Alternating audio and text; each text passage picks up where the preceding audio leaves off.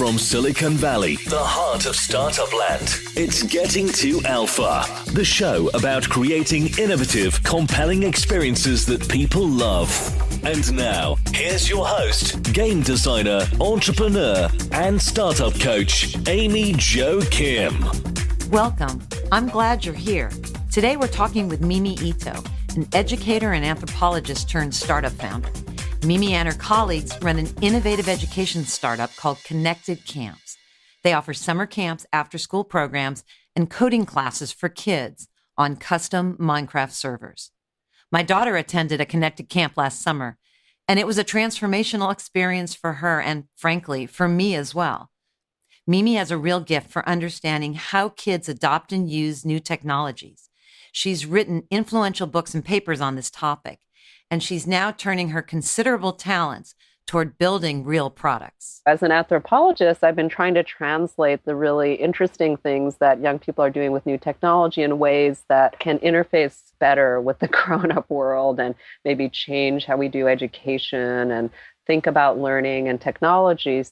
I've known and admired Mimi for many years, and I'm thrilled today to share her deep insights about progressive education with you. Listen in and learn how Mimi bridges the gap between research and practice and where her innovative startup is heading next.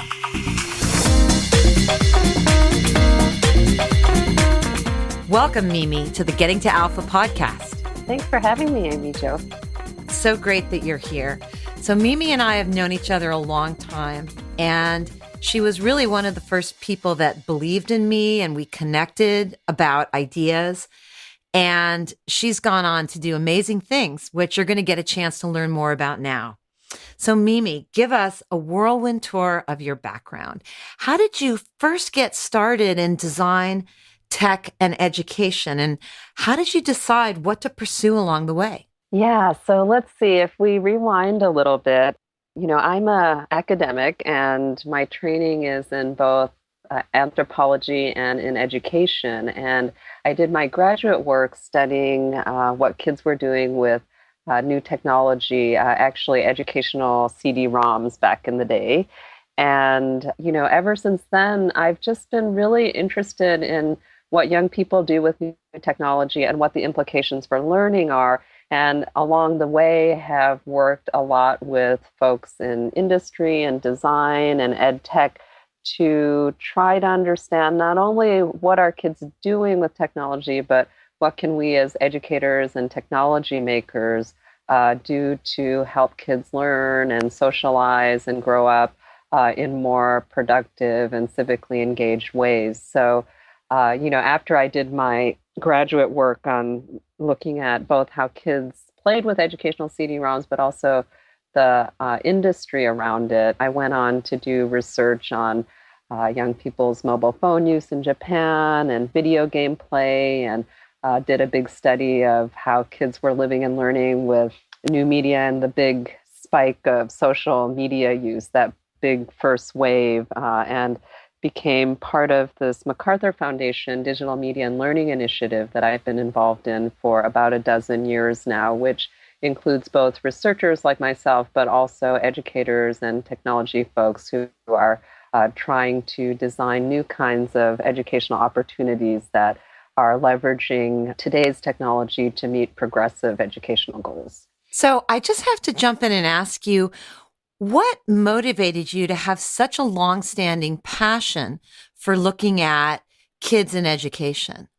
What were the pivotal experiences? Because you've been at this for a while, and that takes a lot of focus. Yeah, I think it's just always been really fun and exciting to me to see what kids do with new technology and the kind of innovation that is really driven, not just user-driven innovation, but youth-driven innovation. I've always found to be really, really exciting. And so as an anthropologist, I've been trying to translate the really interesting things that young people are doing with new technology in ways that can interface better with the grown-up world and maybe change how we do education and think about learning and technology. So, a lot of my work has focused on how geeks and gamers and kids who are sort of at the cutting edge of a lot of this new technology learn differently in this much more self-directed, kind of demand-driven social and peer-to-peer way with new technologies and on the internet. And they go really deep into areas of specialty that I found just amazing. Like I did work with anime fans, for example, fan subbers and video remixers who were completely remaking the international anime industry through, creating their own fan products and distributing translated anime online. And that kind of ingenuity and creativity that young people bring to technology is, a constant source of inspiration for me. So, it's not so much that I feel like I'm super creative or have great ideas, but I really like to showcase the cool things that kids are doing with technology. And that's a perfect lead-in to what you're doing now. So you're an academic, but you're also a startup founder. Tell us about that.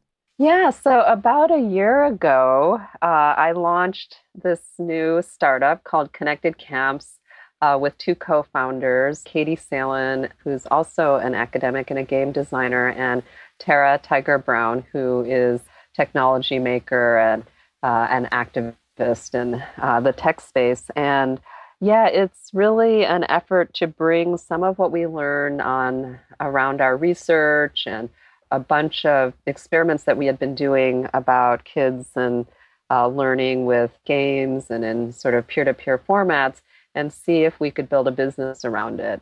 It's really, in a nutshell, a effort to deliver sort of creative and social learning experiences through Minecraft. It sounds so much like what you were describing you were fascinated by in its peer-to-peer and self-directed, etc. Although some of what you're doing and what you've evolved into has gone from very self-directed to much more structured kind of classes.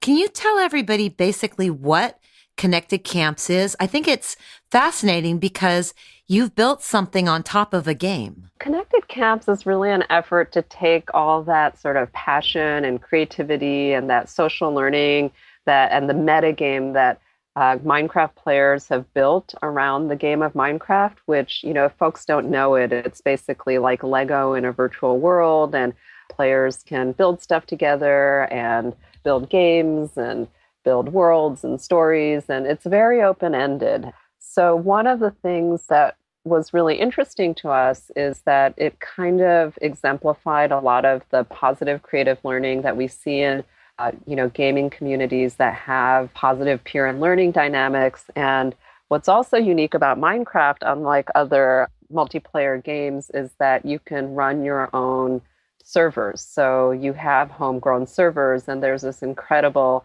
ecology of, Minecraft servers that are built and governed for certain purposes with different kinds of community values and goals.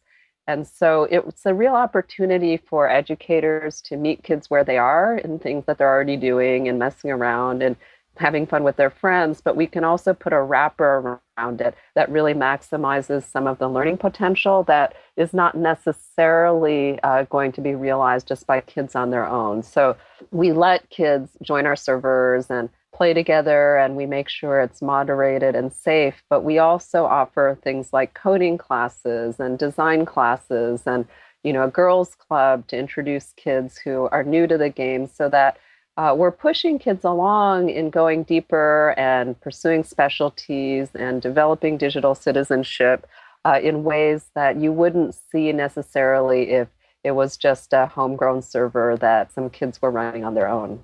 In terms of how you've actually built this, did you set up your own Minecraft server and then customize it with mods? We have our own servers that, we have a kid club, a sort of our basic home-based server that is mostly about, collaborative building and some survival games and things like that. And then we have a server that's specifically for coding that uses the computer craft mod that allows kids to code in-game.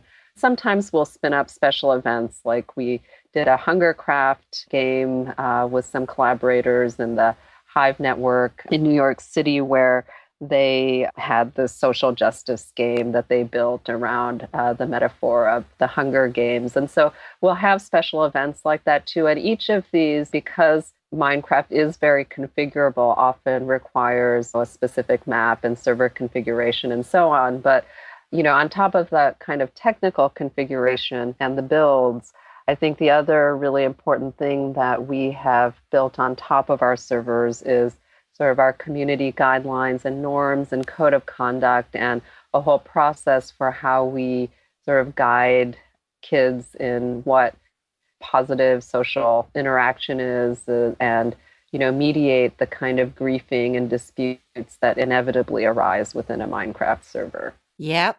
We had that experience this summer. Shall we tell our listeners about it? Absolutely. I think it's a really great example of what happens when kids are playing multiplayer and what often, you're a super engaged parent who's quite aware of what Minecraft is, but I think a lot of, Minecraft is a difficult game to understand if you're not in it. So I think what happened with your daughter is a great example of, both some of the opportunities, but also the challenges that kids encounter in Minecraft. So I don't know, you should tell the story. Okay. I'm a big fan of connected camps because this summer, my daughter, who is then 8, was home for some of the summer while I was working. She wanted to have some weeks off from her outside camps. And I wanted her to have something really awesome to do. And Mimi and her team had developed Minecraft Summer Camp where she could go online and not just mess around, but have a sort of semi-directed, really fulfilling experience. She tried it out. She loved it. She'd been playing Minecraft for several years. Her older brother taught her, as often happens. And she was having a great time. And she went from being a newbie to being pretty confident in her skills. And she amassed quite a bit of iron and diamonds and gold. And she honed her crafting skills. And then one Saturday morning, she met a new player, and the new player befriended her, and they went around and adventured a little, and the new player admired her diamond sword. And then she said, "Oh, I could make you one." And he said, "That'd be great." And so she took out her crafting table and took out all her diamonds. I believe there were 22. She was quite aware of how many she had. You get a little math there too. I mean, Minecraft's so amazing that way. So many things you're learning. And this new player, I think, split her table or did something, pushed her table over, gathered up all the diamonds and logged out. And she came upstairs to me where I was working and told me exactly what happened. And I went, "Oh, I know what that is." What do we call that in gaming, Mimi? We call it trolling generically, but Minecrafters call it griefing. Yep. So she was griefed. And I thought, wow, where are the counselors? She kind of knew how to call a counselor, but it all happened so fast. And so I was very impressed because I tweeted about it. Immediately, someone contacted me. We got an email, we got on the phone, and then your team handled it in a way where Lila ended up feeling empowered, not frightened anymore. So why don't you tell about how your team handled it? Because I think it was an educational experience for you as well, because it was still very early in your development. Yeah, absolutely. And, one of the things about Minecraft is, it really encourages player agency and creativity. So kids find all kinds of ways to work around our rules and, do things. And like this kind of griefing is a pretty good example of, something that if kids go off, somebody does something that isn't necessarily observable on chat, which we're always monitoring, things can happen, or kids will figure out they figured out that they could write things on signs if they didn't want them to be on chat. So, there's these things happen. And I think it really is about giving kids enough space so that they can have agency. So it's not a space where it's like they can only say 5 things and do 5 things. I mean, kids can really do stuff on Minecraft, but that's what leads to these sort of creative griefing kinds of opportunities too. And so we just have a process where, we have a cool down space where we talk privately to kids when we found out things have happened. We try to make sure that kids know that they can reach out to the counselors when things happen. And I think one of the things that was great about your daughter, Amy Jo, is like you said, we mediated with the player who had griefed her and facilitated some conversations between them. And, I think the great thing about this case is that, like you said, I mean, your daughter came out of it feeling more resilient and empowered, and she became this very sort of responsible and active citizen on the server, which was super impressive. She would go out of her way to welcome other players and make sure that they felt taken care of. And she really started to model good citizenship, I think partially because it was an explicit conversation that came up around this whole dispute. So that is a very positive example. And we also are really proud when we're able to transform the behavior of a kid, like what happened in this case. And a lot of times kids, when they're grieving or trolling, they don't quite realize the consequences of what they're doing. Like they might just think it's funny, or they don't realize that they're really hurting somebody's feelings or doing something that's threatening or harmful. And so unless we have these opportunities to have these conversations with kids, they're just going out and doing this stuff on the open internet without adults necessarily knowing or intervening or having conversations. So we see these kinds of disputes as actually really, really great occasions to have explicit conversations with kids about these kinds of things. Well, it goes back to social learning. Exactly. And because in the real world, we're kind of around our kids and we see them like running around the playground, and if they hit each other or say mean things, we kind of know how to intervene. But a lot of times with their online lives, parents aren't directly involved. They don't have direct visibility into a lot of what kids are doing, especially in their gaming worlds. And so one of the things that is really, really important for us with Connected Camps is that we're fostering an environment. So some of those early online experiences are positive ones that are promoting digital citizenship. And, we're not raising kids who are trolling and harassing and mean to each other online, which can often happen if they don't have mentorship and guidance in their early experiences. Lord of the Flies. Exactly. Well, what was great for me about this was it did give us a chance to have a conversation, not just about how you should behave with strangers in Minecraft, but also in the real world. And I've believed really ever since I got into tech that the line between the virtual world and the real world is just more and more blurry. They're, so connected. We communicate in both. And so for Lila, my daughter, she came out of this and we had a conversation where it's like, if a new player with no inventory asks you for a diamond sword, maybe you don't say yes. Maybe that's not the best thing to say, because, and guess what? If a new person you meet at school one day asks you if they can have your backpack because they like it, do you give it to them? So there's a behavior that actually you can start to spot, and it means that you're more street savvy. So I thought of this whole thing as an opportunity for Lila to become more street savvy. And I fully aspire to raise street savvy kids online and offline that can't be conned, that can see through that. I will tell you, Mimi, I had a backlash among some of the parents on the playground because I told this story, when I picked up Lila at the playground, and the people who are my friends were like, they get it. But some of the parents were very disapproving that I had continued to let her to play when this had happened. Interesting. But that's part of the problem with taking away agency. Is that if you're going to have agency, you have to work through the consequences of the agency. You can't say, I want agency, but the minute something bad happens, I'm out of here. It's not how it works.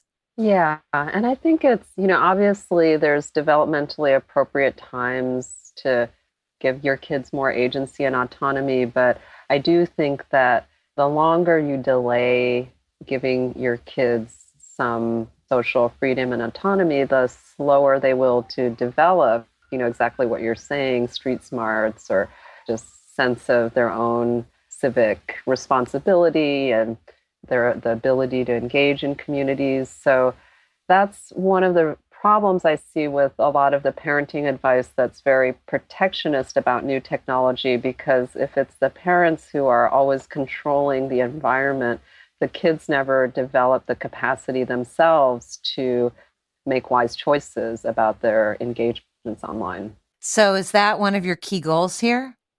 To help kids learn to make wise choices in an online environment? Yeah, absolutely. I mean, that's one of our really big goals. And again, it's like, especially for the younger kids, for our camps, it's that age from 8 to 13, 14. You don't necessarily want to just throw an 8-year-old into the open internet and gaming forums and chat rooms, but it is a moderated and safe space where we're watching the chat. And if something happens, kids can flag down a counselor and have recourse. So we give kids a lot of space, but there's also kind of limits to how bad things can get. And we've talked to a lot of kids and families, and our counselors are high school and college students, and they've really grown up with Minecraft, and we've heard a lot of stories about what happens out there in the open internet server world of Minecraft. So we're certainly not that world, but we're also not like just playing little box. You're not Toontown, which is awesome. Yeah. God bless Toontown. I loved it. Toontown is a Disney MMO for kids. Yeah, yeah. And it had, pull down chat, no free chat. That's right. Yeah, and Club Penguin is quite similar. I think one solution is just to not really let kids talk to each other or do much with one another. But for us, that doesn't really foster the kinds of collaborative and community skills that we're hoping kids develop online. Let's dive into that a little, because you're not just developing this platform and this experience for kids. You're also training counselors who are in there, and that's part of your ecosystem. Tell us about that. You're building a whole ecosystem around this. Yeah, so in a lot of ways, we are modeling our learning approach and dynamics on what, in all my research, I found to be the really, really positive dimensions of learning online and online affinity groups and communities, which is that you're learning from others who are just slightly older than you, but it's multi-generational, but everybody has like a passion for the thing you're doing. So it was really important to us that our servers were staffed with young people, young adults who were also passionate about Minecraft. And the little kids, that's so much more fun to be working with an 18-year-old or a 16-year-old or a 20-year-old who also grew up with Minecraft and is just a little older, and they know so much more than what grown-ups could have learned later in life with Minecraft. So in a lot of ways, the dynamic is similar to the kind of organic geek learning that I found so compelling in my research, but we are making it a little bit more accessible, more comfortable for the parents, quite frankly, and also more comfortable for younger kids and girls. A lot of parents are less comfortable about their girls playing multiplayer mode than boys. So when we ran our first experiments, we found that for a lot of the girls, it was actually their first experience playing multiplayer. So we felt really good about that we're opening up opportunities for that kind of more boy-centered geek tech learning that is often really exclusionary to girls. Yeah, and you mentioned earlier you're launching a girls' club. How did that evolve? One of the things that we found is that we do get fairly decent numbers of girls. They're not the majority, but probably more than the regular Minecraft server world. We get higher proportions of girls, but we were finding that they were not signing up for things like our coding or our more technically advanced kinds of programs. And when they did, they were often so few girls that they could feel intimidated by all the boys. So we're been running a girls' club at a local school who's been a partner for us to see how that goes, and trying to get girls who are not really that into Minecraft at all to try. So there's sort of that entry level thing.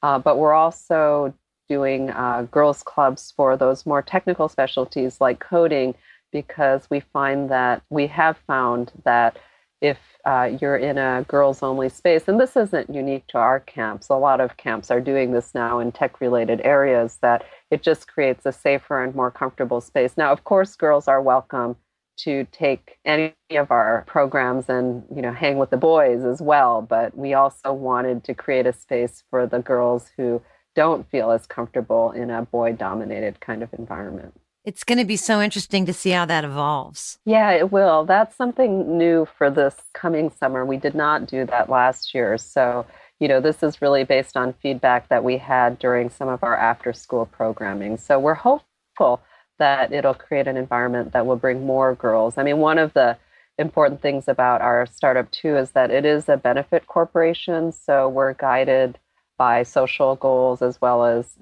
survival, as most startups are.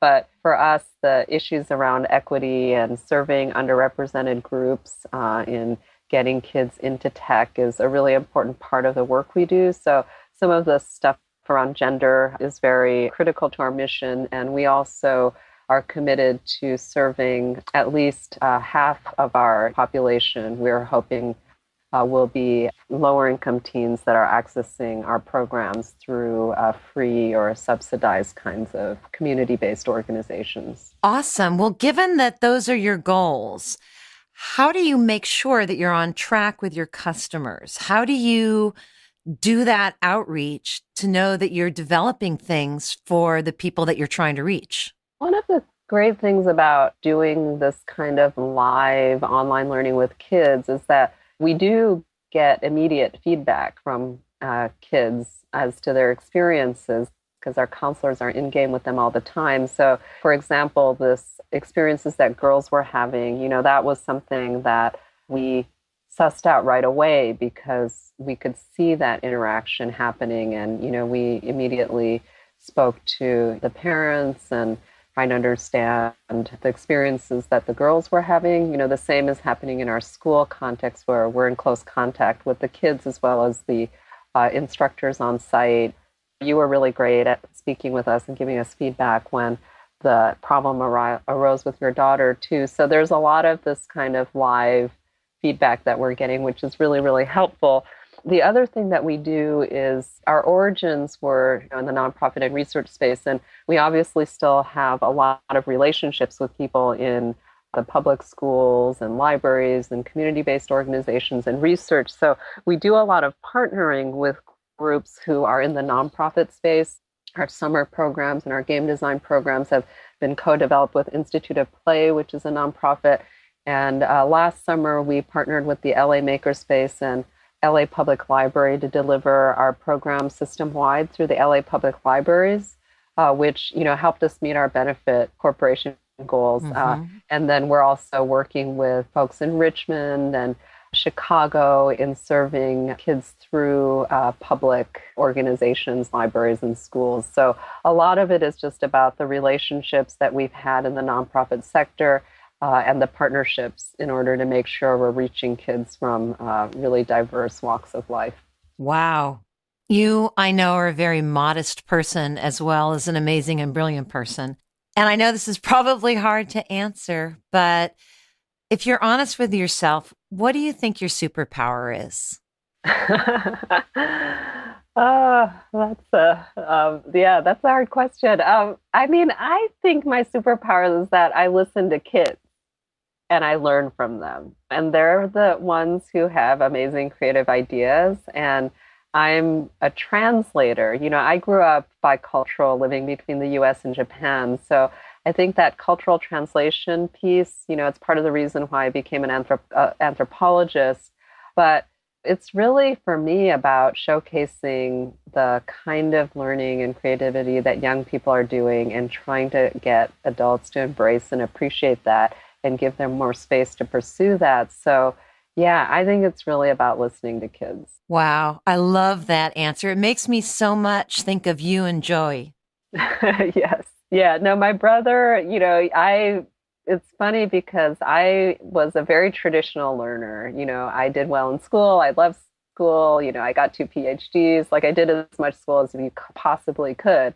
And Joey was exactly not that kid. He had the highest absentee rate in high school, but he started the most student clubs of any kid ever. Like, he was a totally interest-driven, self-directed learner who, he started his own company when he was a teenager. So I grew up observing him. So a lot of times, again, it's like I like learning from people who are different from me. And that's my source of challenge and inspiration. And I think growing up with Joey, who was so different, but also who I loved and respected and understood, was a really big part of that as well. Wow. And he now runs the MIT Media Lab. That's right. He's an academic now, which is just crazy. Who would have thought?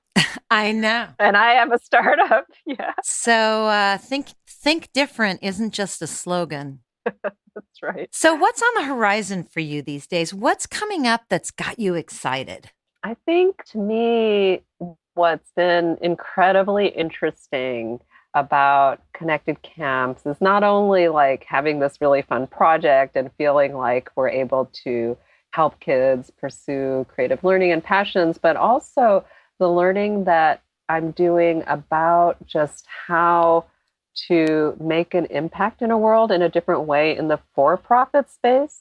So that's incredibly exciting for me because I've spent most of my career in the academic and nonprofit world where, we get research grants, we get philanthropic grants, and we do cool things, we learn stuff, we often create innovative products and try new things. But the way that we think of getting things out in the world, like, it's often very difficult. So I've seen so many interesting things that academics and researchers have developed in EdTech. And, once it hits the real world, it's like it was this thing that was developed with millions of dollars and investment, but it's been in the bubble of the research world, and they don't survive these innovations.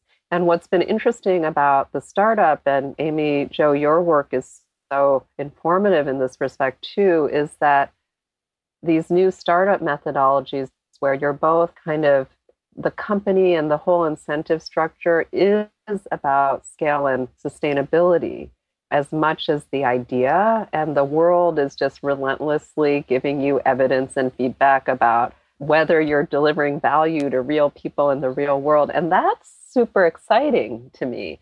So even at a meta level, I mean, I've loved just building a startup. It's like building your house at one brick at a time. And I know exactly where every dollar's going and what everybody's doing in my little company. And but the engine for what we're doing is really much more outwardly focused on getting out in the world and making a difference in people's lives immediately. And that's incredibly refreshing. I mean, obviously there are problems or issues with a purely profit-driven model.